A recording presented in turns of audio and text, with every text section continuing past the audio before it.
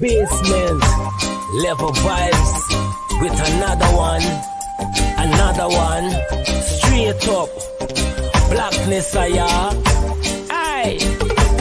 Who tell the truth? Mark Benskop, defend the ghetto youth. Mark Benskop, radio station is the fruit. Mark Benskop, straight up from the root. Mark Benskop, who tell the truth? Mark Benskop, defend the ghetto youth. Mark Benskop, radio station is the fruit. Mark Benskop, straight up from the root. Mark Benskop, I do it for the love, him not do it for no money. Straight up, him attack, educating everybody. Big up my friends and big up my family. Turn on the radio, catch the vibes, it's integrity. Straight up, Benskop stands for unity. One people, one nation, one destiny. Free up the truth in the air, even the blind can see. The deaf can hear, the dumb can talk, the cripple can walk. Boom. Who tell the truth? Mark Benskop, defend the ghetto youth. Mark Benskop, radio station is the fruit. Mark Benskop, straight up from the root. Mark Benskop, who tell the truth? Mark Benskop, defend the ghetto youth. Mark Benskop, radio station is the fruit. Mark Benskop, straight up from the root. Mark Benskop, we have to gather wrong, grab a seat and sit down, pay attention. Education, liberation, we have to stand strong.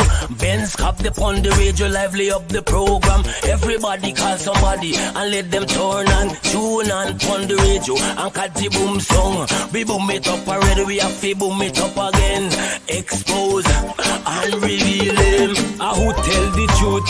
Mark Benskop, defend the ghetto youth. Mark Benskop, radio station is the fruit. Mark Benskop, straight up from the root. Mark Benskop, who tell the truth? Mark Benskop, defend the ghetto youth. Mark Benskop, radio station is the fruit. Mark Benskop, straight up from the root. Mark Benskop, I do it for the love, him not do it for no money. Straight up, him attack, educating everybody. Big up my friends and big up my family. Turn on the radio, catch the vibes, it's integrity. Straight up, Benskop stands for unity. One people, one nation, one destiny. Free up the truth in the air, even the blind can see. The deaf can hear, the dumb can talk, the cripple can walk. Boom. Hello, this is attorney Shellen Washington, owner and founder of the Washington Law Firm, located at 455 Utica Avenue in Brooklyn, New York. We're specialized in medical malpractice, personal injuries, matrimonial law, and landlord and tenant. If you're in need of legal representation, please give us a call today.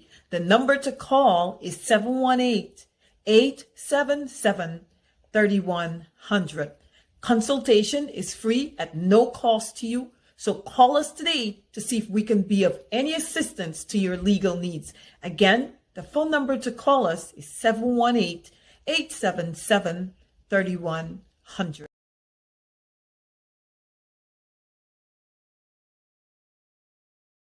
If you are looking to have your statutory declaration, affidavit of income, identity, damage or lost passport, lost license, tenancy agreement, agreement of settlement, power of attorney, last will and testament, and certification of documents, then you need to visit the Alistair Collins firm, located at the Killian Mall, 162 Lamaha Street in Georgetown, between Camp and Waterloo Street. Alistair Collins is a commissioner of oaths and a justice of the peace. Make certain you visit him or call for more information at 649-6410 or 685-6448 or 503-1451. And there's adequate parking available.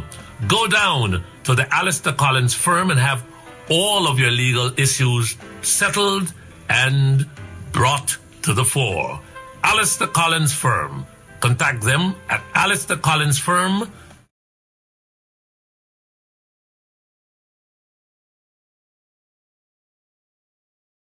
I will play rough. I will play rough. The man want to show you how wicked and tough. And the enemy back like with the right rough. I step on Chichi man. Step on everything. We are down, man, I want out every man. One step, one Chichi man. Can you just say you're a Chichi man?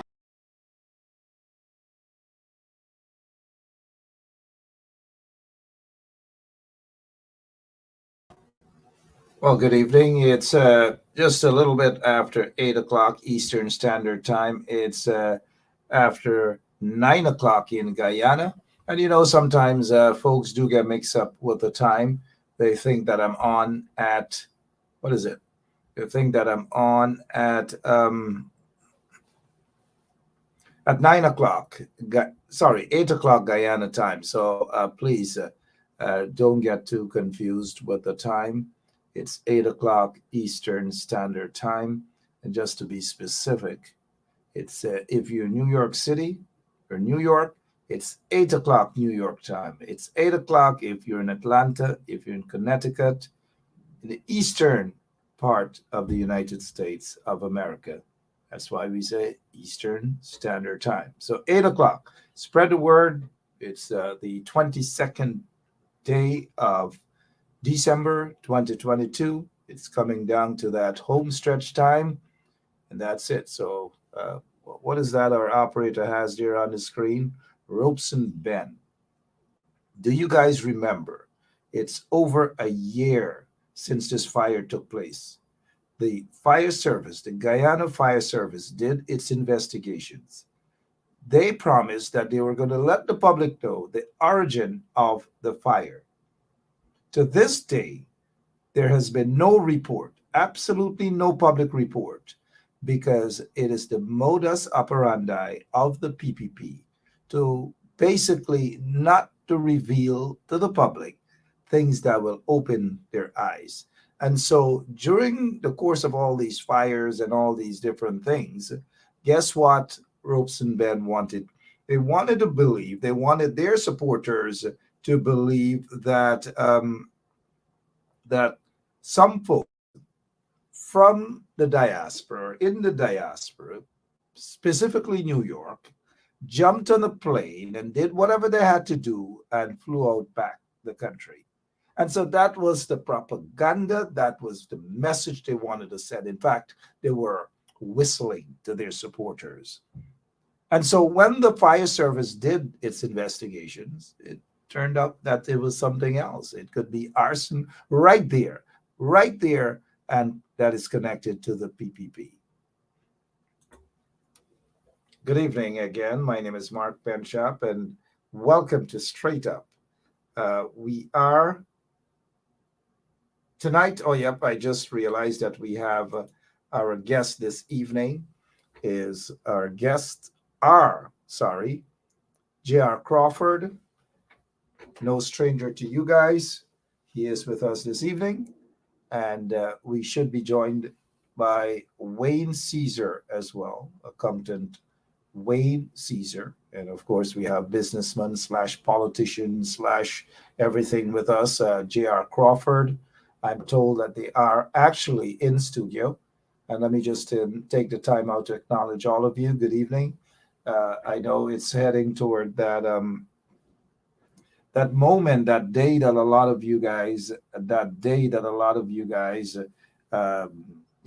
enjoy all across Guyana. It's Christmas Day, the 25th of December. And whatever it is that you're going to be doing, I hope that you all have fun in doing it. All right. Thank you so much, Lemon. We have these folks are still, their charges are still there, the fictitious charges. They're still, every time they go to court, the prosecutor is not ready. And we all know what has happened, that these folks have been slapped with these charges with no evidence, absolutely no evidence, cannot be convicted in any court of law, except at Freedom House, except at those new occupants, those new illegal occupants at the office of the president. So Roxanne Myers and Clement Mingo and Lowenfield and others, they were wrongfully charged. And we just want to take the time out to wish all of these individuals who are wrongfully charged a happy holiday, happy Kwanzaa, Merry Christmas, whatever it is that they celebrate, or those other individuals who have been wrongfully charged. Mr. Trevor Ben, former CEO of Guyana Lands and Surveys, thanks for all the changes that you have done there at the Guyana Lands and Surveys, Mr. Trevor Ben. Happy holiday to him as well.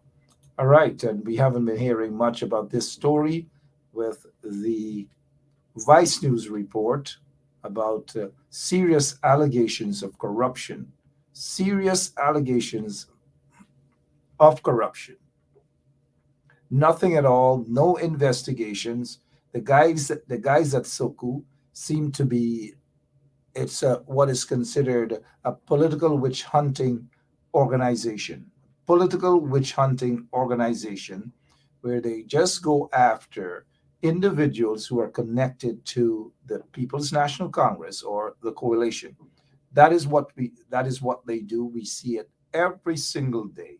We see the racism coming out of Soku, where they go after only a particular type of people.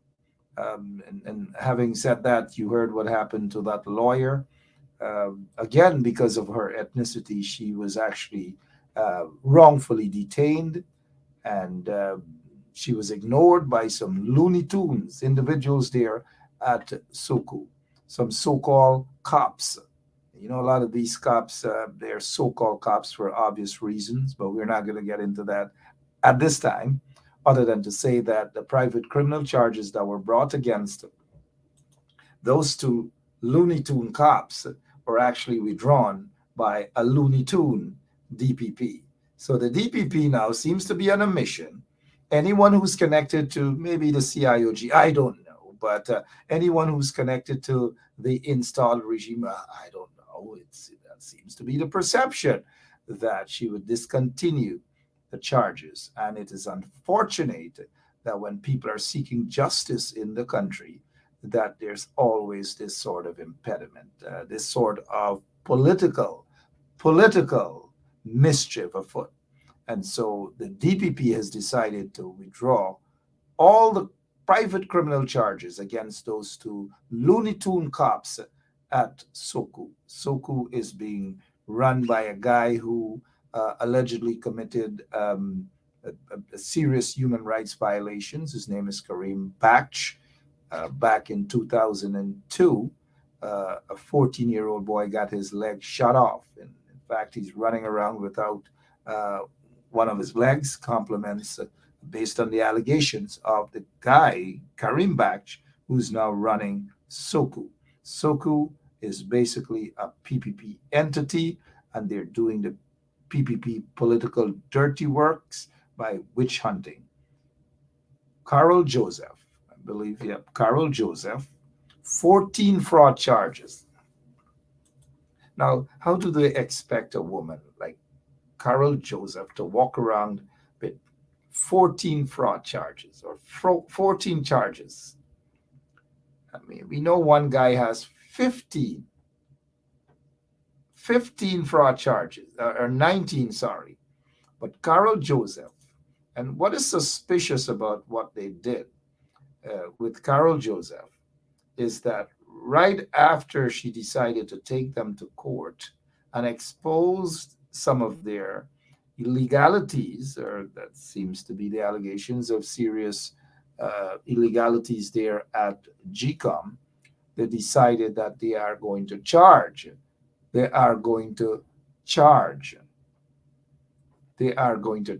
Carol Joseph and dig 14 charges in her, stemming back from 2016.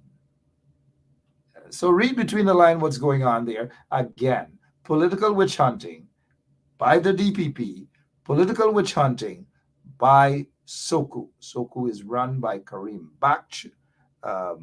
Thank you so much, Sandra Steele and others. Good evening. Thank you so much, Miss Booker. Karim Bakch, a lot of you guys don't know. He should have been charged. He should have been before the court. He should not have been in uniform after the allegations that he shot off the leg of a 14-year-old boy, a star football soccer player at Berbice High School. Vincent Mandingo Griffith. The young man has never recovered from that incident. It affected him. It affected his entire family. Tana, his father from New Amsterdam, who is Vincent Montgomery Griffith, but the guy, the little boy that they shot his leg off, a party of policemen that included Karim Bakch. The allegations at that time was that Karim Bakch was actually a shooter. Allegations, that is. There was no charge. There was nothing. In fact, if you guys want more about that story, you can ask former senior police officer, Mr. Assistant Police Commissioner, Mr. Paul Slow. He was then commander for B Division in Berbice when that incident took place with the little boy, Vincent Mandingo Griffith, young Griffith in his mid-20s or somewhere thereabout, or late 20s, is currently serving some time in a prison in the United States of America. Unfortunate situation. He just basically snapped at people just like that. It affected him. He's 14 years old. It's a sad situation. He's just snapping at people. And sometimes a lot of folks just don't know why people react to situation. And so he has been given a few years to serve some time in a U.S. prison. He celebrated his birth anniversary the other day. And I just don't know what else to say other than the fact that Karim Bakch is actually head in Suku, when in fact, if there were any sort of trial and charges, then there's a possibility he would not have been wearing uniform. But then again, there are lots of other cops who were part of the Phantom Squad who killed a lot of people. They were part of the Death Squad. Some of them were part of the Black Clothes, and some of them are still in uniform. I guess that is Guyana. We still haven't heard anything much back about this allegations of the mayor of Cariveton smuggling chicken. We haven't heard anything about that. Beautiful Guyana. We haven't heard anything about this beating, and this is from Jumbo Jet. This beating from guys connected to Jumbo Jet. Look what has happened. The headline says the brutal beating the businessman received from the security guards on September 28th. September 28th this year. No allegations, no investigations, nothing at all. So these numbskull security guards who are hired by some numbskulls and questionable businessmen, and this is what they do without any form of justice. We haven't heard anything back about this guy. Sorry, I don't know why I always mix up when I see his photograph and this guy. Rogers slapped up a woman, according to what we saw on the videotape, out in Bath Settlement a couple months back, and nothing at all. Nothing. It's gone quiet. The PPPC is doing nothing about it. No word from the Private Sector Commission and these people who oftentimes have a loud mouth about every and anything just to pacify the PPP. We see what they do here, right? What they did here, PSC. I wish it was just PISS, but that's not what it is. At least publicly, we can't just put that there. But it's PSC, meaning the Private Sector Commission, calls on the resignation of Mayor Narain, appalled and vile, religiously offensive statement. Give me a break. Get out of here. Get those members of the Public Service Private Sector Commission out of the way. Bunch of Looney Tunes. But they're not going to say anything. They haven't said anything about the guy. They're not going to say anything about this because it serves their purpose. look at the guy who got beaten up, and look at the guys them who they work for. Uh, Jumbo Jet connected to the PPP, connected to Air Finale. So the private sector commission guys, those Looney Tunes, are not going to say anything. The private sector commission are not going to say anything about this guy, who should be the former High Commissioner to India, Guyana High Commissioner to India. They're not going to issue a statement about that. They're not going to issue a statement about Claudette Singh. All these things they're not going to issue a statement about. There was a situation at Queen's College with a judge, allegations that a judge uttered racial remarks and so forth, racist remarks. They're not going to say anything about that at all. The allegations of major corrupt practices by this guy, Jack Deal, they're not going to say anything about that. Cop being accused of corruption and all these manner of things, death threats on this cop, Bascom, they're not going to say anything about that. They're just not going to say anything about that. They're not going to call on this guy, Mark Richmond, to be arrested based on allegations in the murder of Paper Shorts. The private sector commission, they're not going to say anything about that. They're just not going to say anything about certain things. And that's just what it is. It is a reality. And we've just got to call them out for who they are. A bunch of corrupt individuals in the private sector commission. And speaking of those corrupt individuals in the private sector commission, some of them are the biggest tax thieves they have in Guyana. Some of them don't even pay their taxes. How many of them owe City Hall?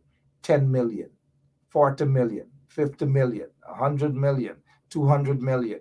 And guess what? City Hall and these folks, they just don't have any proper way, any legal way to go after those culprits, those tax cheats in the private sector commission. Tax cheats. That's who they are. And those are the individuals who get hundreds of millions of dollars in concessions, your tax-paying dollars. But who got to pay the rates and taxes? Poor Auntie Sandra from Sophia, poor Auntie Drupati from Port Morant, poor Auntie Gloria or Auntie Crawford from iTunes and so forth. They're the ones who have to pay the rates and taxes. They're the ones that they go after. And take, for example, GPL. If a little auntie from Sophia owes $3,000 in GPL light bill, guess what? Her light gets cut off. Her light gets cut off. But the people in the private sector commission, they could owe hundreds of thousands of dollars, millions of dollars, and nothing happens to them. We get some early trench crappos who can't read and write properly, who can't spell properly. And here is what this numbskull. Let's put him out there. Look, you get a face not even a mother would love. You get a jailman face. And look, they get upset. They're getting upset because the truth hurts them. Numbskull. Who take you out of jail? Who should have put Jack Deere and all of them in jail? You see, this is the only line they can come with. They have no other thing. They have no other thing to come with on a trumped-up treason charge. A man incarcerated for 5+ years on a trumped-up thing. And this is all these lagu-bagu, these katahar, these korhi, these chamars, like a Sahadir Budram, they can come up with. They have nothing else to talk about. They cannot discuss issues. And look, we usually just throw them in a trench. They cannot discuss issues or anything. Look at this other one, Ramzan Shah. I don't know who Ramzan Shah is, but look at love. They love to call the names. I wonder if he's part of ISIS.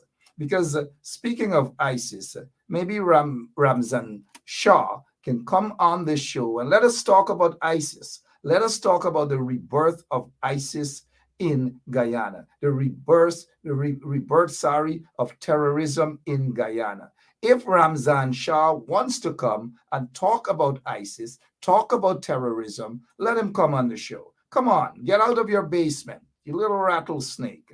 Get out of your basement and let us talk. Ramzan Shah. Ramzan Shaw, right? Is that who you are? Come on out. And we can see who is a real Jackao. Actually, he spelled that correctly. Well, after all, he should know how to spell his middle name.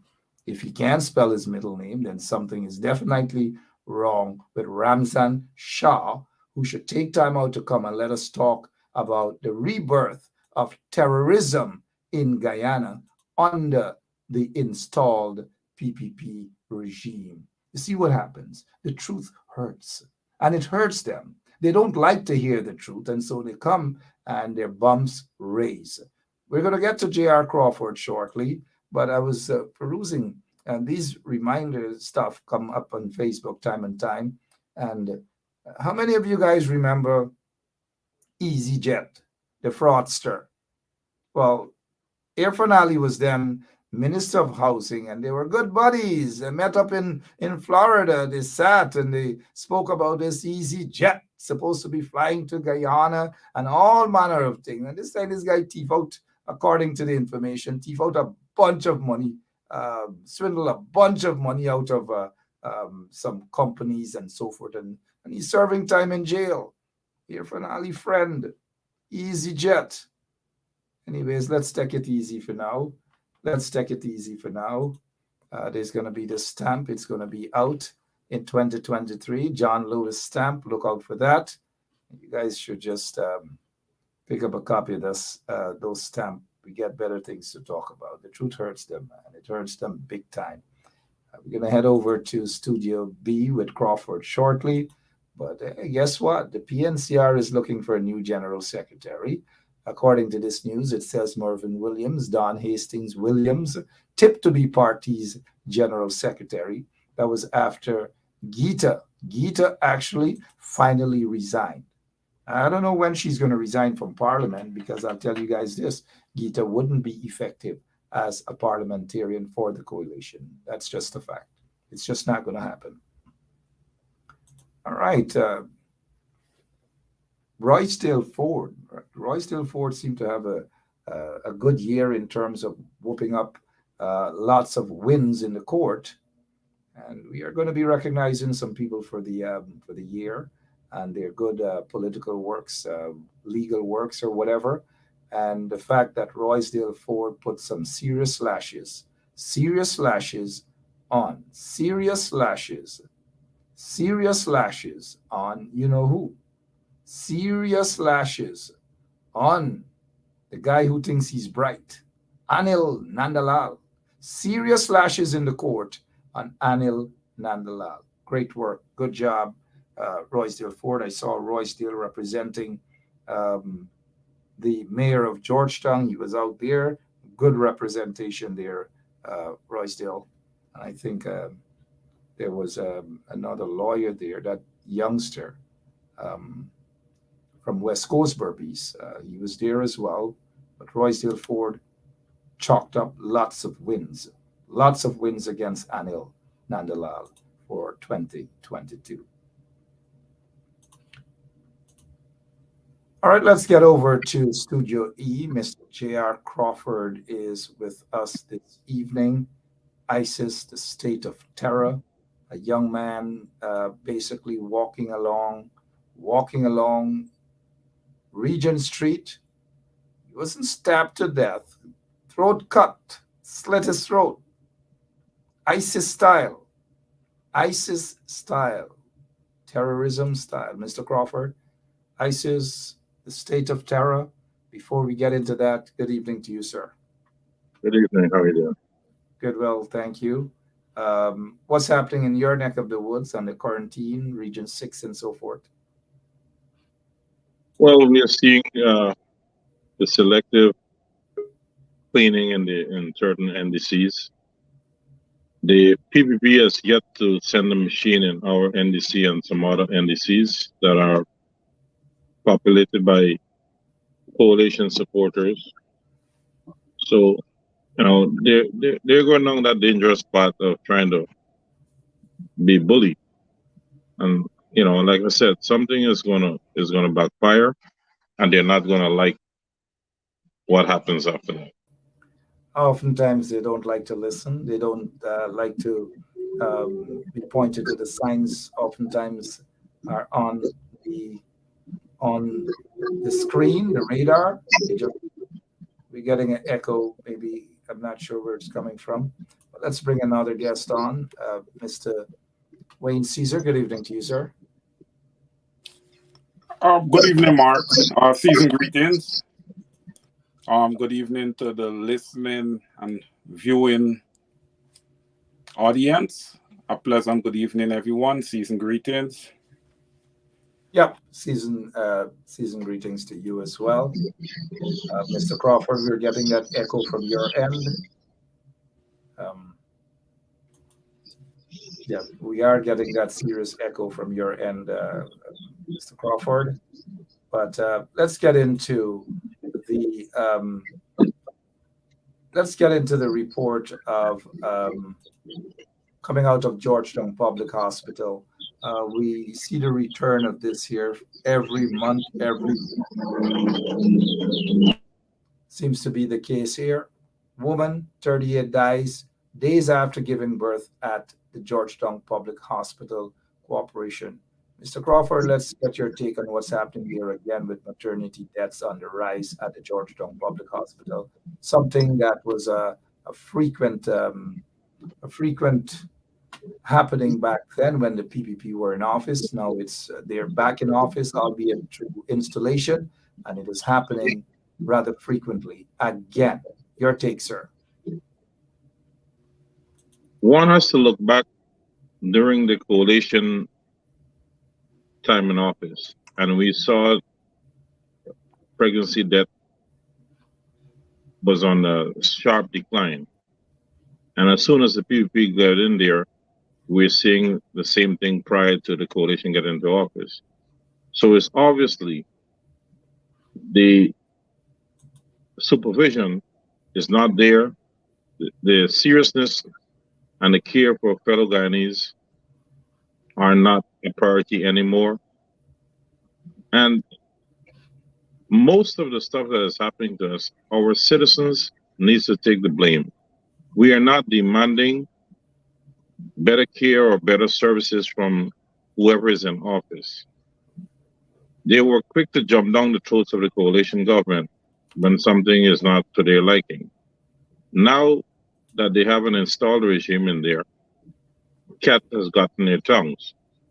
And if we as Guyanese do not come together and start to demand better from whoever is in office at the time, we are going to be a nation that's going to be suffering. I don't know if it's an ungodly act or what it is. We are seeing so much negatives every day. And one has to wonder if this country is under the wrath of God. And it seems like nobody wants to elevate themselves, or nobody wants better services and goods to this country. Everybody's afraid to speak out. Why should I be afraid to speak out when I was born here? When we elect a government, or a government is put in office by whatever means, it is there to serve the people, and it's there for the nation to go forward and to be better from yesterday. But instead of being better than yesterday, we are getting worse than the year before. Worse indeed. We're not seeing, the citizens coming out against it. And my thing is that we're too damn racial as a nation. We're looking at hair texture instead of looking at services and goods that are not being given to us. I think it and maybe another day we'll debate it. Another hour, 2 hours to debate whether it's racial stuff that's happening, racism in Guyana, or just downright stupidity or ignorance. Because I can't see why is it an Indian brother who is 10 times darker than I am or you or Caesar, black, and the first thing that comes out of, hey, a black man. We got to revisit that. Mr. Caesar, what do you think is happening? What else is happening in Guyana that's bothering you, sir? Well, I also want to take a little bite at what just recently occurred at the Georgetown Public Hospital. Sure. The nurses were protesting earlier in the year, you know, and there were a lot of PPP supporters that were talking down the nurses, indicating that they should fire all of them and bring in nurses and all the different things. But I would just like to say that a few years ago, I had a family member who was at the Georgetown Public Hospital, and I went and did a visit there, and that place is just totally horrendous. Um, there's not enough funds being allocated for the upkeep of that hospital. They need better equipment. Nurses need to be better equipped to take care of the patients, including the doctors also need to be equipped. Um, the PPP doesn't care about, patient care. They more care about infrastructure. And it's reflective. It's reflective of this woman, just 38 years old, losing her life in child's birth. I mean, that's unheard of today, because we have so many mechanisms that's now in place that you hardly hear outside of Guyana, you know, of people dying. Even poorer countries than Guyana, we don't have people dying in child's birth at the rate, you know, people have been dying in child's birth in Guyana. Because I've seen over the past few years, I've seen a few teachers also, if I recall vividly, that you know, lost their lives the same way. And it's a shame. It's just a reflection of the government that's in power now. Under the coalition, I didn't see this. Now that I'm taking sides, I just didn't see this. I mean, Life is secondary, not primary. It's secondary. these guys in the installed regime are not concerned about lives. They're not concerned about people. They're just concerned about corruption and all sorts of things, murders under this regime. What we saw under the coalition government was an improvement, a vast improvement in the health sector. JR can attest to that. There are health centers that were basically run down under the PPP.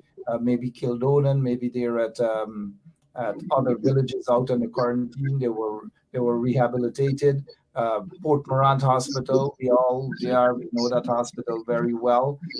It was actually ran better and repaired under the coalition. Linden Hospital, Georgetown Hospital, West Dem Hospital, Suli Hospital, you name it. All of these hospitals, that maternity death declined under the coalition. And now look what is happening. Almost every week there's a death, a maternity death. Almost every week. Shame on the PPP regime. Shame on them. Gentlemen, let's move on. I want to show this tape and then we're going to get straight into it. But just let's take a pin before we get to that tape. Young man walking down Regent Street got his throat slit. His family now feel that they're in danger. Sorry about that. That's another story. His family feel that they're in danger. They basically relatives of murdered vendor fear they've been marked for death. So how many of them are going to get their nose slit, ISIS style, in Guyana? What do you guys think about this here, J.R. Crawford? Mark, my conclusion on this is still pending on the fact that not too much information is out there for you to really get a clear sight if there's underworld connection or what it is. So at this moment I've reserved $400 million. They're not showing you the picture of the lady that supposedly lost this money. 400 million in gold. How come they're getting all these things at their home? And obviously underworld got to be involved. It could possibly right. Something is not adding up when you have that magnitude of a robbery, but you can't name the entity or the individual. And why would someone be hoarding so much gold at their home? That is not a normal behavior for law-abiding citizens. Should be a crime. Right, because it's you can't get more than $2 million or $3 million on your possession walking the street. So how are you going to run around with 400 million at home? certainly was a crime. ISIS seemed to be back on the rise in Guyana. They've got to be careful. Got to be careful. You see, Mark. The woman's name as Govardhan. We discussed that weeks ago, months Right. ago here. When it happened, the police were reluctant to release the names of the individual, Ms. Govardhan, and all these matters. There should be an investigations into her and why this $400+ million. But we will show her photograph again maybe tomorrow. But Mr. Caesar, your take, please. My take on this is that, first of all, you have these incidents where gold is not even hitting the Guyana gold board, which it should be hitting the gold board. It's being stored in people's house. And then with the police, with the Guyana police force not surrendering or letting the name of this woman be known. Look, I'm gonna be honest here. It just paints a picture, that the government has ties to this. I'm gonna be frank. I'm gonna be straight up. These are all people who are tied to the government. That's why you can't get any relevant information on them. And then going back to this young man that got his throat slit in Regent Street, when I heard of what has happened, and that he had met his demise, I was saddened because he was executed. He was executed. Whether it is that he would have called names or what, we could call it on the world or whatever we want to call it. You understand? But I am of the opinion, all right, that these things are happening because of the government of the day. And I stick by that opinion. I'm 100% on that. Nobody could get me to change that. This government, all these things are happening. These people are a reflection of the government that we have in power right now.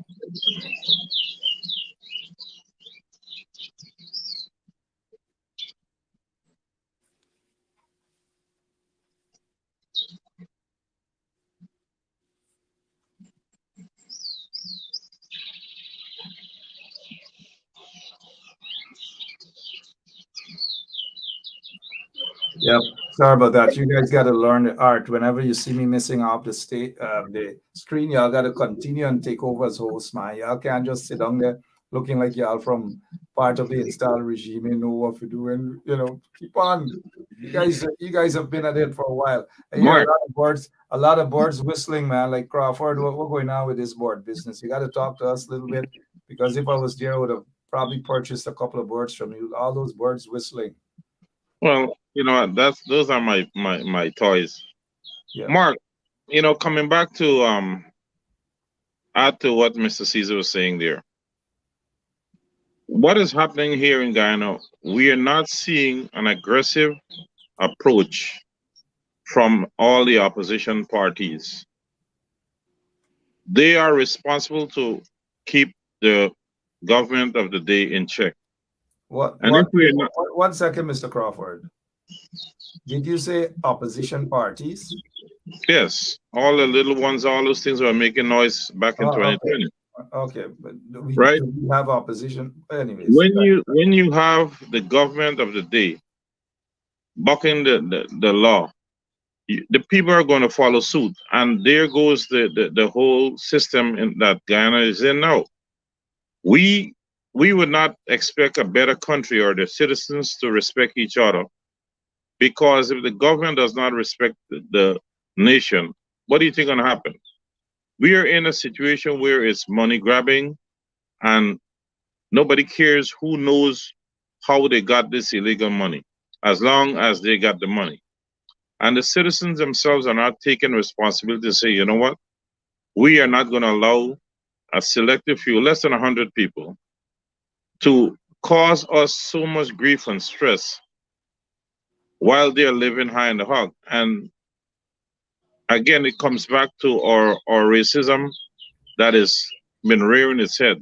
We need to come together as one and fight for a better country, for better communities, so we can attract international people, so our products or our skills can be employed by foreign nations.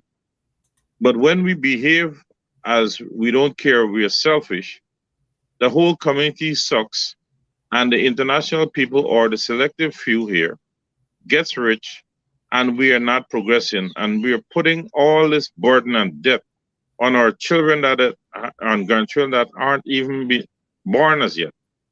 So everybody here is so selfish that they're not looking at down the road 2 or 3 generations what will happen to this nation. We are all consumed about how big our bank accounts must be, and no one is thinking what the retribution is going to be for them or for the country. And a lot of showboat individuals in the opposition. That's what they are, a bunch of showboats. Majority It's of just them. a waste of time, buddy. That's more than it looks as though they're in the beauty contest or something like that. I don't want to step on your toes in the show. Yeah. But when you have an opposition leader running onto a program that is laced with a lot of racist and untrue remarks about the coalition when they were in office or the coalition supporters are based now, why the hell an opposition leader is going to a basic PPP program? You wouldn't find a PPP minister coming in onto a coalition-based program. Why are we disrespecting our party members by making foolish decisions that are going to hurt us? We are not doing the coalition any favors by crossing the line and going into these, what I must say, self-centered, egotistical people. Notice programs, that's what it's about. That's I was totally surprised when someone called me and said, "Hey, you know, Norton is going on Freddie soon." I said, "What?" We just don't discuss those. If you notice, we don't even call the names. We don't discuss. No, but I am. I get. I am angry. I'm angry. It's a Can waste of I time. make this point? Can I make this point? But before you do, it's a waste of time. They think that they're doing some service. They're building other people's platform. They're quick to jump to do that, to appease other individuals. And that's just what they do. But Aubrey Norton got to know what he's up to. Remember, he's strategizing, right? No. Listen, I am angry because when you have private citizens carrying the fight for equality across the nation, and you have elected people who are not doing what they're supposed to be doing, it pisses you off to see that the ones that, you know, run and have all these false promises that they are going to be there for the plight of the people are not capable of even running a good farm. You have opposition people who are calling private citizens and saying, look what your leaders are doing. How can they be duped to go on a platform that are cursing out, or platforms that are cursing out the very party you guys support? Are there anybody with any sense or any discussion to make sure that certain things are kept in check? Those guys in the opposition, most of them just don't know what they're doing. But look, Crawford and Caesar and lots of other people, look at it from the brightest side of life. They have PNC Congress coming up next year. It is due next year. Definitely, it's going to be a tug of war for that Congress if they don't want to hold it. The people have just got to do what they got to do, because we have heard a lot of talks, and less action. We saw a lot of during that time. We see a lot of hairdressing being done, makeup, and that's not politics. That's not the sort of politics that we need. We don't need beauty. It's not a beauty contest. It's not a run race to see who can have more shows, who can talk a bunch of crap all the time. And people on the ground are not getting the sort of representation they should be getting. Claudette Singh is still there. This is still there. These guys who are in there seem to be in la la land, so to speak, and not taking advice from people. Their PR sucks. It seems as though all of them are off just trying to build a base for themselves with selfish motives. Most of them, that's what they're about. Let's get into this thing here, guys. So I'll get your opinions on it. Let's get into this particular situation. This is a young man and his family attacked allegedly by security guards of a company connected to the PPP, Sheriff Security, we're hearing. And then there is some Guy America Security. All these security agencies should be shut down, if you ask me. These private security firms should be shut down. It's basically they're basically companies with a bunch of gunmen to protect their set of folks, them and so forth. Gunmen. It's going to be some serious problems in the country with these sort of situations. Now, here what happened to these people inside Providence Police Station. Inside the Providence Police Station. There's a guy connected to Guy America Security Agency or firm. Name is Reyes, and again, Reyes, I don't know who Reyes is, but the company obviously is connected to Irfan Ali. Who knows? Maybe CIOG. Who knows? Listen to this tape, guys. Guy America send security down to beat up my body, lash you up in the face with the gun. Now we come now, we come out today now, and I see them over by the gas station there, and I take up my phone, and I go and video them because the police stand around and arrest them. You understand? And they run over me, they run me over back the road, right, with my phone, and they say they want to take away my phone. In the station they come, right? In the station they come with my phone, right? In the station they come, right? Put up, right? How do you expect it down? You expect up? Right? Does he have to job? And then what does them down now? This is Mr. Stanley. This is Mr. Stanley. Give it to Stanley. And then I will give the money. Please come and please. Give up. Listen to me. Nobody can do nothing. Please come. Nobody can do nothing.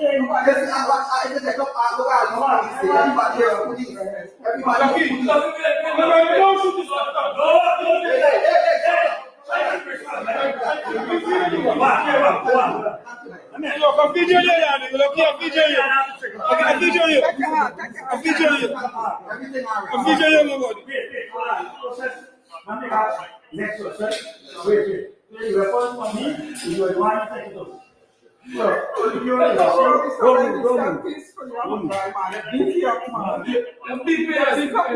This one when you pull it out, this one is far from the security there. From the security packet. Right away, take control after the thing. How much rounds was discharged? Alright, hey. Come, get up. Get up. Get up. Police come now. Just move. Officer can't go outside because the reason why they come in here, sir, is because, right? It's because I go over the road there and I said.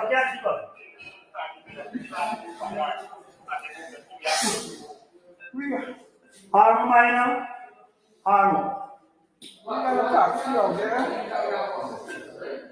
Armor minor. Armor. Brother, the judgment was disarmed and I take it. Mommy. No, let's just sit down. Mommy, come, mommy. Mommy, your son there here. Yeah, mother, are they here? Mother, my mother, are they here? Are they here, my mother? Right? My mother. Mommy, what happened?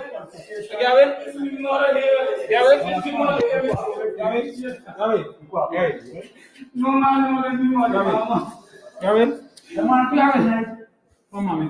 Yes, sir. Look, the man had a firearm. He went in the room. I come, Mackenzie, I talked to the man and come, mommy. So that the weapon was in the room. This is the car. Yeah, you correct room, he was a yellow firearm. Mommy?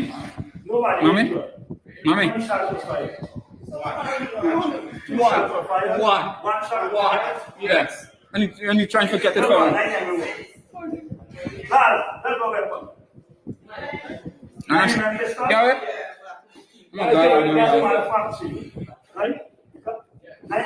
Please give me something for function. I come in, talk to the man, and get this to release. And the man had to go in the hand and try and go.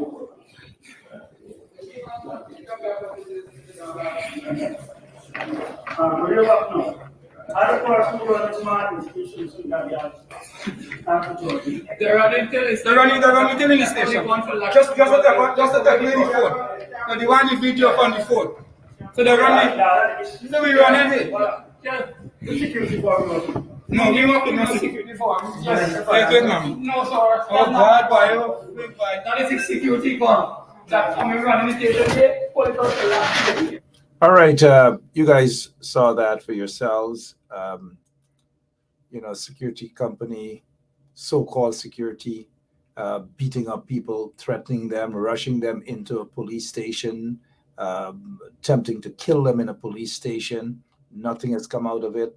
If I had my way, all those private security agencies, questionable ones, would have been shut down, all of their licenses taken away from them, but they're just there to serve the purpose for the most part of the underworld.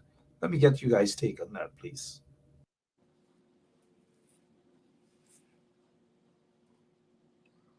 GR, you taking a stop? Look, whatever we are seeing there is a product of the behavior of the government. Some of the police may want to do a proper job, but their hands are tied because of the way the citizens are allowing the government to operate. Yes, we do have some rogue officers, but because of the vindictive behavior, many good officers are silent. And because of this, our society suffers. Again, the citizens have to take the blame for what is going on in this country because we are not a united nation. We are divided, be it race, religion, political, whatever the reason. We are too selfish, we're too self-centered as a nation to understand that if we don't come together, all of us will suffer one way or the other. And eventually, this will lead to severe bloodshed against many people. And innocent people are going to get hurt. I've been saying this for 3 years, and I'm seeing it that is coming where violence will come into play against people who are being oppressive, and there is going to be a straw that will break the camel's back. It's All only right. a matter of time, and it's a short time coming. And the sign is indeed, the sign is on the wall. Nobody's calling for violence. Nobody wants violence, but we have seen it before. We are seeing it again. And these things happen only when the PPP is in office. Only when the PPP in office. They got to stop with the nonsense. These private security firms, they've got to be investigated. Early in the program, I did mention Jumbo Jet. No stranger to controversy. Jumbo Jet. Nothing has come out of this at all. But let's get to Mr. Caesar, and I know individuals who are investigating this Jumbo Jet situation and all these Jumbo Jet stuff. They get a bunch of different things that are being investigated outside of this here. But let us get Mr. Caesar's position on what just transpired on that videotape. Your take, sir. Yeah, so Mark, my position first of all is that young God was with him, because had he not ran into that police station, or a police station was not in the vicinity, he would have been murdered. Point blank, he would have been murdered. These security firms in Guyana, they seem to be growing.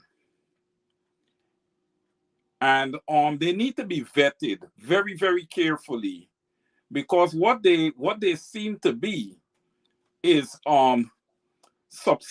military subsidiaries of the PPP. These guys go out and they do the jobs for the government. So when I see normal Guyanese citizens turning up dead, we are back to the 90s again, early 2000s, with these state-ordered executions of Guyanese citizens. This needs to stop. This is directly tied to the government. I know the international community is looking. I know that they're seeing. And I'm forced to say this. Whenever the knees happen to be on the necks of Black people, there's always, the response is always not slow. The response is always extremely slow. And I agree with Mr. Crawford. There is going to be bloodshed at some point because citizens are going to grow tired. You cannot be paying the government your taxpayers' dollars to in turn have that same money be used to murder your children, your family, and your friends. Let's be frank. Let's be honest here. What's going on in Guyana is becoming very, very unbearable. It is obvious. You don't have dunces on this here. We are seeing it. Okay? Mr. Ali, Mr. Jagdio, I don't know if this would ever get to y'all, but you guys have blood on your hands, man. You guys have blood on your hands. Right? And you guys need to stop this. And you need to stop it immediately. The opposition, on the other hand, you guys have to come out and you guys have to condemn. You guys have to condemn these actions when you see it. You got to come out and you got to speak to these actions when you see it. This guy getting chased into the police station. Another man chasing him into the station with a gun. Now, what also that depicts to me is that the police have familiarity with these people. Now you have a man come running into the station with a gun. Once the guy would have gotten to the stairs of the station, the gun should have went back where it belongs. I'm going to wait and I'm going to watch to see what comes out of this. And again, while I do this, I also want to state that still no protection for Mr. Dion Bascom. Mr. Ali, you are complicit. You can go around the country building house and doing all these things. You are complicit. And this Dion Bascom issue runs very deep. It runs very deep. And friends of yours is involved in this. Listen, I'm not on this program here to minus anybody or to act as if I'm scared of anybody. You know, you guys know what you're doing. And if you guys continue to marginalize and murder people in Guyana, especially Afro-Guyanese, there is going to be some repercussions.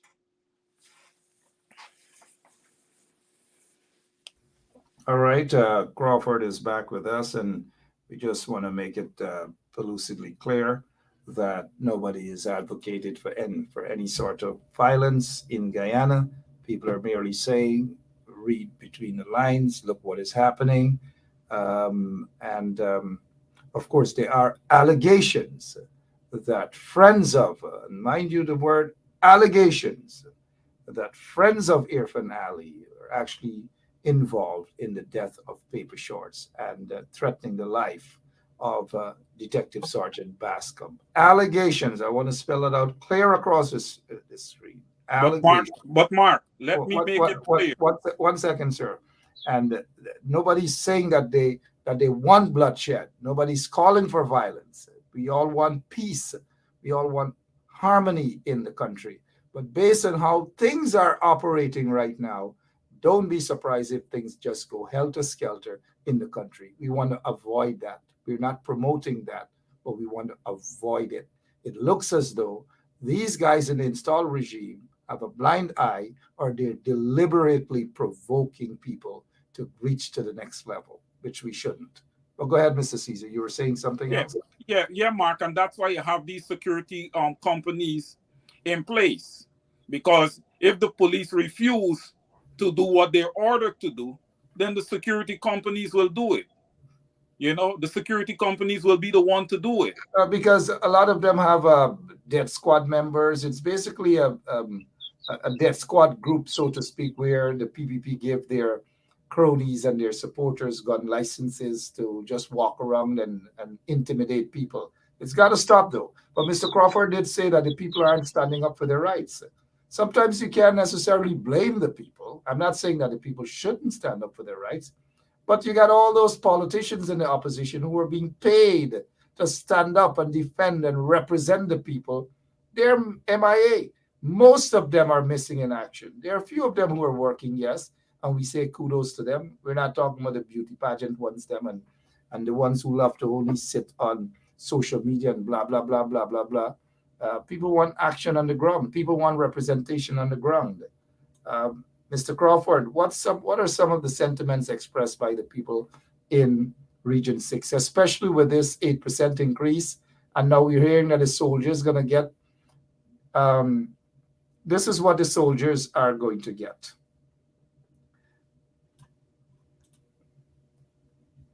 The soldiers are going to get, on top of the 8% increase, they're going to get this. As such, Irfan Ali announced that all soldiers who received land allocations will get free steel and cement through the regime's housing support initiative. Of course, these things, the steel and cement, are coming from government-controlled businesses, friends of the government. And the prices for these things will be jacked up about 50 times more. Mr. Crawford, take a bite of that, please. Mark, all this free stuff that the government is touting out there is total nonsense. It's a way to pilfer money. Look, everybody here was jumping up for joy saying that they got a raise. When they do the calculations and the taxes have come out, they've gotten nothing. Some of them were moved into a different tax bracket, which is going to affect them. These people did not take the time to understand that they were being played for fools. And now it's sinking in. And, you know, they're so ashamed. Some of them who were on social media hyping this 8% have now realized that they made themselves a fool. And the very people now are seeing that they're still actually at the same salary base. We take time to do funky stuff, but when it's time for us to sit and think things through that will affect us in our lives and to improve us, we don't have the time and the patience to do it, and that hurts the nation, because we must be responsible for each other. And to build our communities. We are not wanting to go through the rigors to make sure that when things are thrown at us, it must benefit us. Instead of it, we're going on a buddy system or a crumb system, and when we realize that we're being used, we mumble in shame or in fear, and we stay in the corner. And that is a problem, because we are always looking for a handout, or we are looking for an easy street to earn a lot. And that's what's throwing us backwards as a nation. We are not looking for us to be on a railroad track when it comes to the law to make us a better state.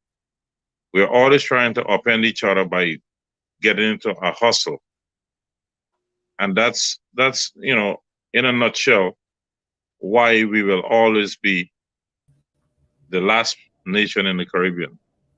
And again, our mentality isn't changing. We are not educating ourselves with the right information. We are more interested in parties and, showing up on big houses and all this great stuff. Things that aren't important. And yet we are complaining that we don't have a proper lives and the cost of living is killing us. Well, Congress Place, they have the Green Lime coming up. The Green Lime is back. The Green Lime is back. I do my Green Lime in the back of my yard and between my coconut trees. The Green Lime is back and we wish them all the best. I know they got to raise money and so forth, but I hope it's not going to be the kind of stuff that we heard the condemnation about the reggae shows under the sheet and them kind of stuff that. But Mr. Caesar, yeah, what next? What's bothering you? Yeah, so Mark, I wanna pick pick up where Mr. Crawford just left off there. I want to look at it, merely from an accounting perspective. Now, you're going to give to the people an 8% raise. Okay? First of all, the raise, if you're going to give them 8%, it should have been retroactive to the beginning of the year. And if you can give them 8% now, you could have given them 8% to start the year. Okay? So you just give them a raise of 8%. Yet we get to Christmas here, and most Guyanese don't have any real disposable income to spend, They're digging into the monies, that they actually have to pay their bills with. So a lot of people is going to be in dire need come January. A lot of Guyanese is going to be in dire need. I was thinking about Christmas and really how I wanted to celebrate it. And I'm just going to basically go to church on Sunday and just kind of like come home and spend some time in prayer. I can't go ahead and celebrate a big Christmas because I think of my brothers and sisters in Guyana, and I think of their children that they have to provide for, and how this government, the posture of this government, when it comes to the human capital in Guyana. This government is just into infrastructure and making a big show out of high-rise buildings and new roads. I'm not saying that that's not important, but in order to build a country, you have to start with your human capital, making your people more skilled, making them more educated. I think the PPP really needs some real proper advice. I think they're very weak in that area. Weak and beyond, indeed. We're seeing a lot of the opposition MPs are missing in action. They don't represent the people properly. We hardly see them. We hardly hear from them. And then they oftentimes get annoyed when people call them out for lack of representation. For 2023, a lot more of them will be called out. It wasn't so long ago. It's the same. They're jumping and hollering about that's the PPP vagabonds. They're jumping and hollering about respecting the military and so forth. Wasn't it not so long ago that Jack Deere, and this is how all of them feel about the military. When they link up with the military and come into your homes and start kicking the doors and so forth, and this is Jack Deere.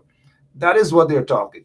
Now they're suddenly giving this impression like they love the people in the military. They care about the people in the military. They don't. They just do not. It's a political ploy. That is what this is about. And when they're talking about, going back to what they're saying here, Irfan Ali, what they're saying here, that the soldiers who got land and so forth, these are the same PPP folks who bulldozed soldiers' land up on the East Coast, Demerara, when there were this joint service housing scheme out there, where lands would have been given to ex-soldiers, military officers, and so forth. And the PPP took away all those land. They chased the people off the land. I know about that on the East Coast of Demerara, somewhere around in the vicinity of Melanie Damashana. I think that's where it is. But now we're hearing free steel. Where are they getting the free steel from? Obviously, the private sector commission folks, those vagabonds, are going to benefit. So if the steel costs an actual $1, they're going to inflate it to maybe $50. And that is how they're going to indeed steal the taxpayers' money. So they're announcing that the soldiers are going to get free steel and free cement and all these sort of things, and nobody's monitoring it. Now, I saw something, and our operator put it on the screen, in the Village Voice. And guys, go out, get your copies of the Village Voice. It says, and this is coming from, who wrote this? Well, this is a statement by Roysdale Ford, Senior Counsel. It's saying, Irfan Ali's salary bonus announcement not worth the paper it is written on. He needs to focus on all Guyana and not one Guyana. That is coming from Roysdale Ford. All of Guyana and not just one Guyana. I did ask the question to Mr. Crawford earlier. What are some of the things that people are talking about on the quarantine? Obviously, the PPP is not making it. Obviously, the opposition is fast asleep for the most part. But what are the people talking about, sir? People are getting tired because they're underrepresented. They're frustrated. They're fed up. Look, a pound of foreign leaf milk went from 680 to 1025. Just go figure if that just a pound of milk. And you know we're going to use more than that per week, a family of 4 or 6. And yes, they're complaining, but many would repeat the same mistakes year after year by supporting the same political folks who don't give a damn and who just want to line their pockets. And point in case where the political structure or leadership don't really want to answer to the people who actually support them. Look at the general secretary position of the PNC. That individual, and I'm speaking politically here, went AWOL for months, but yet they were on social media on a daily basis, consistently.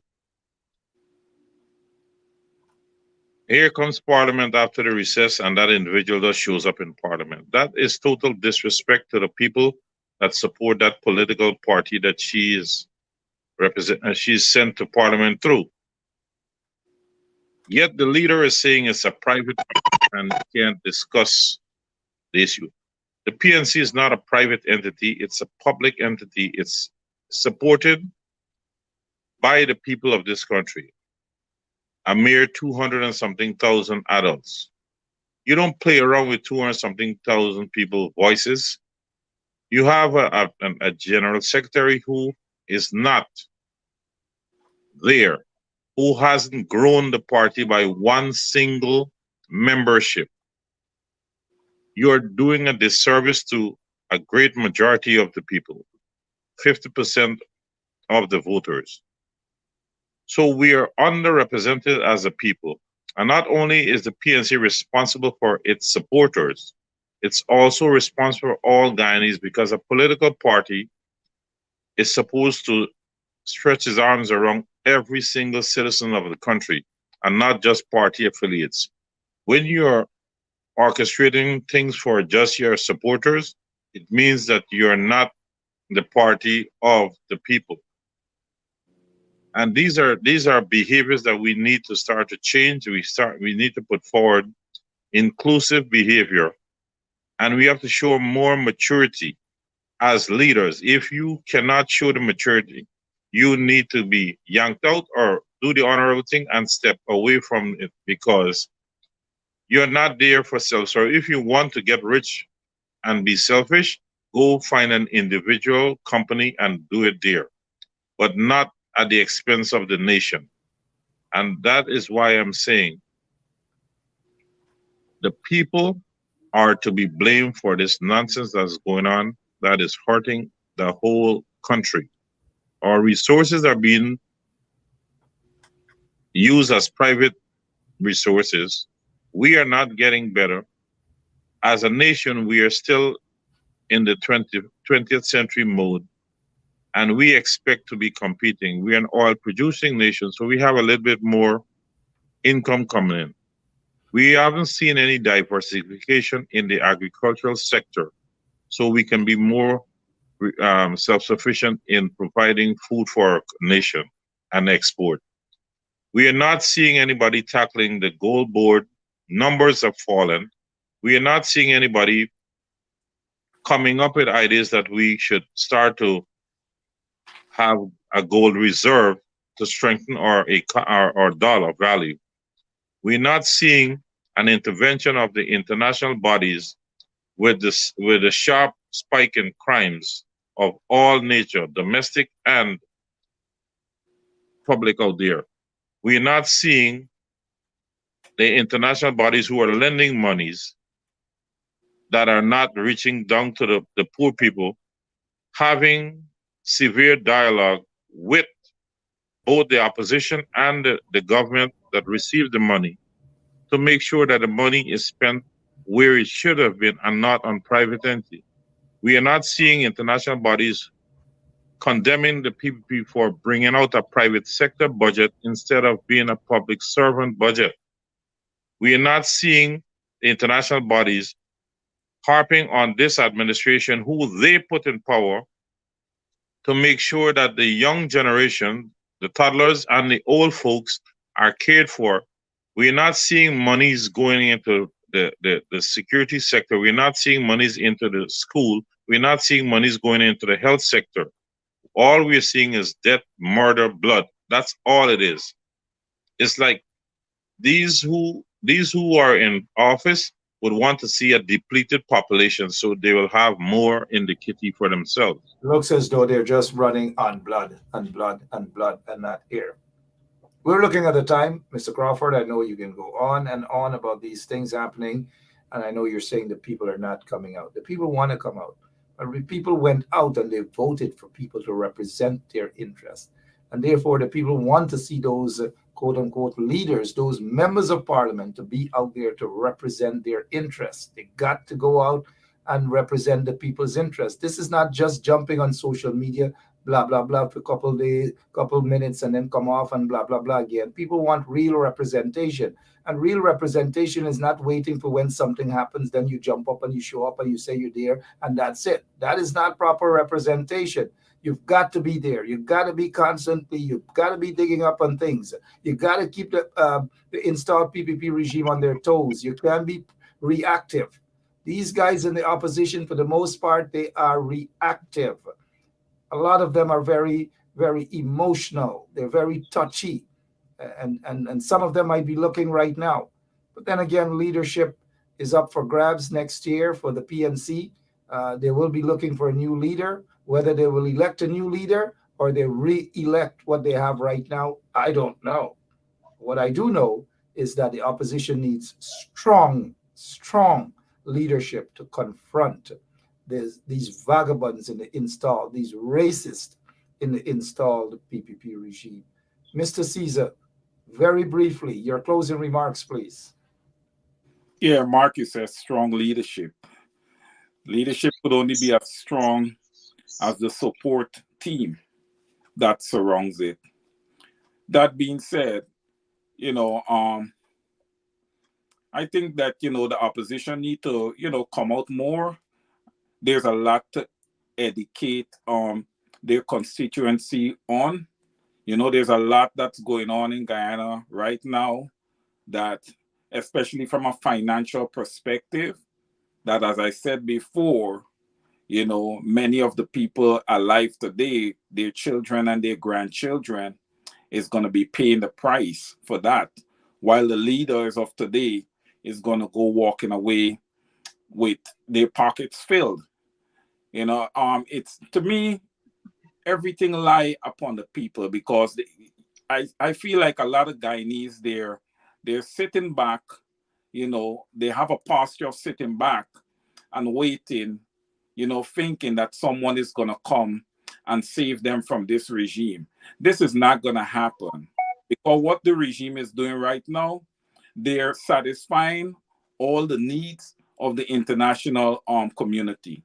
So therefore, if somebody's mouth is at the soup bowl and the soup is falling in, they're not going to remove their mouth. That meaning that the international community is not going to remove the PPP. The Guyanese people will have to come out and vote. The opposition will have to be stronger. They have to be on the ground. I know we always say boots on the ground, but we have to mean it. We have to literally execute. We just can't talk about it. Lots of things. Too much talking indeed with these guys in the opposition. I hope in 2026 it's not going to be too much talking. A lot of these people are in positions, but they don't know how to represent people. A lot of them have just been picked, have been chosen to just sit there. They don't know their responsibilities. They get very touchy. They think it's a fashion show. Mr. Crawford, your closing remarks, please, quickly, because we really have to go. Thanks. Mark, we as a nation need to look at other nations. Look at what happened in Sri Lanka. They were being bled by just a family. They didn't fire shots, but they got them out. They got them out of the country. Unfortunately, they ran away with some of the money, sure. But we need to start to wake up as a nation and get out there. When it's for rum drinking or going to the mall or cricket, we find the resources, the time to run to these places. Why aren't we finding time to do better for ourselves and our future generations? But again, when it comes to our own well-being, we don't have the consistency to go after it.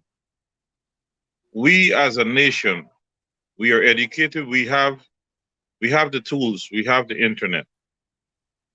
You don't have to be into a university to be educated on what is good for you and what is not. We must use the opportunity now before it's too late, when we have a depleted resource supply, to improve ourselves, our communities, our country, so we can have a better way of living and also able to contribute to other nations to help other people. Guyana could have helped the whole Caribbean basin, for starters. We can't even help ourselves. We have a dying sugar industry, yet the public servant who does so much got crumbs, but we pump billions of dollars back into the sugar industry. For what? Only God knows. Why can't we join hands as a nation and go out there, and if it is a reason that the PNC and the PP are the reason for us this way after 60 years, then let's take a dive and go into the unknown and let's see what happens. We may or may not become a better nation. It is time now for us to start to attack these political people who are destroying our country. When I say attack, the first thing to do with a person who has been elected and they are not serving a purpose is to stop listening to them. When they're in the area, stay in your yard. Do not go. Eventually, they will have to be kicked out. And when you attack somebody mentally, it's worse than physically. These people are in there abusing us, laughing at our nation. You get old people who have flooded kitchens, who have lost stuff. Where are they going to replace these things from? You have young children with a depleted and dilapidated healthcare system walking around in filth-laden water, going to school. Under the PPP, Children Guyana. Children had to cross in New Forest, take off their clothes, put them in a plastic bag to go cross the mud, then to go to the neighbor's yard to wash out their skin and put on their clothes to go to school. When this is something that in today's society with all this oil money, we can't do something proper for a younger generation. We got to stick a pin on that, Mr. Crawford. We really have to go. Oil Guyana, billions of dollars run out of the country. And guess what? The kids don't have proper schools. They don't have proper roads. And if something is being done, it's always a kickback for the regime. They don't mean anything that they do. They can't run a country. It's all about corruption and racism and all manner of things. And now we notice that there is, according to information, signs that ISIS-like operations are back in Guyana, have returned to Guyana. But let me just thank these two gentlemen for being on with us this Thursday night. And I'm sure you guys may not be on with us tomorrow night, but let me take the time to wish both of you and all of our listeners a happy holidays. To those of you who celebrate Christmas, a Merry Christmas. And those of you who celebrate Kwanzaa and other holidays, events, religious events, happy holidays to all of you. Mark, happy holidays to all our listeners who have been with us over the year. You and Mr. Caesar, same, and be safe. As for myself, I have taken Christmas off as something that I celebrate. As you know, it's my father's death anniversary on the 25th. So I use it as a day to just reflect on, what his life was and what it meant to the poor people. Absolutely. Yeah, and Mark. Marcel Crawford, senior counsel, died on the 25th of December, the father of J.R. Crawford, as somebody that I knew personally as a little boy. He was a disciplinarian in the entire area, in the entire country. He represented Guyana as a cyclist, as a lawyer, one of the most competent, not like some of the Chihuahua lawyers we see here today. I'm not knocking at the lawyers. There's some bright young lawyers we have in Guyana. But still have a lot of Chihuahua lawyers. Most obliged, Your Worship. Thank you, Your Worship. And they're done. They're out of court. Marcel Crawford, a lawyer indeed to be remembered, and we salute him on the 25th of December, his death anniversary. But we've got to go, gentlemen. Mr. Caesar, 30 seconds. You wanted to say something quickly, sir? Yeah, sure, Mark. So many returns to you and Mr. Crawford, and to all our listeners and viewers. Happy holidays to you guys. I love all you guys. I look forward to seeing you guys in 2023, and we're going to continue this fight. We're not going to give up. We love it. Yeah, we'll have some bigger boxing gloves and some better representations in the opposition. Those sleeping beauties will wake up finally. Those who feel like some bites and take a quick picture and put it on Facebook, and all the crap got to stop for 2023. Nobody hates you guys, just go out there and represent the people. You're being paid to do that. This is not a panhandling business. You're being paid as parliamentarians. You're getting money to do that. You've been paid handsomely to do that. You guys get duty-free concessions, all manner of things. If you don't like what you're doing, just get out, give it to somebody else, and go and cut cane, or go in the bauxite industry, or go and board a market and sell plantain or Guinea or something. Gentlemen, we've got to go. Or Crawford, the next time you come back up, talk to us a little bit about those birds. Somebody text me, they want birds to buy. All right? They want birds to buy. If you're selling birds, let us know what it is about. Okay, will do. All right. Good night. And for now, I've got to go. I thank you guys all for tuning in with us. Hopefully, we'll be back tomorrow right here on 107.1 FM. We got to pray for Guyana. Serious prayers for Guyana. Roysdale Ford is correct. Senior counsel is a member of parliament. Says here finale salary bonus announcement not worth the paper it is written on. He needs to focus on all Guyana, not one Guyana. All Guyana, not one Guyana. We'll leave on that note. Be back tomorrow, like I've said, hopefully. Same place, same time on 107.1 FM. God bless you all. See you. So, this is attorney Shellen Washington, owner and founder of the Washington Law Firm, located at 455 Utica Avenue in Brooklyn, New York. We're specialized in medical malpractice, personal injuries, matrimonial law, and landlord and tenant. If you're in need of legal representation, please give us a call today. The number to call is 718-877-3100. Consultation is free at no cost to you. So call us today to see if we can be of any assistance to your legal needs. Again, the phone number to call us is 718-877-3100. Basement level vibes with another one, straight up blackness. Aye, who tell the truth? Mark Benskop, defend the ghetto youth. Mark Benskop, radio station is the fruit. Mark Benskop, straight up from the root. Mark Benskop, who tell the truth? Mark Benskop, defend the ghetto youth. Mark Benskop, radio station is the fruit. Mark Benskop, straight up from the root.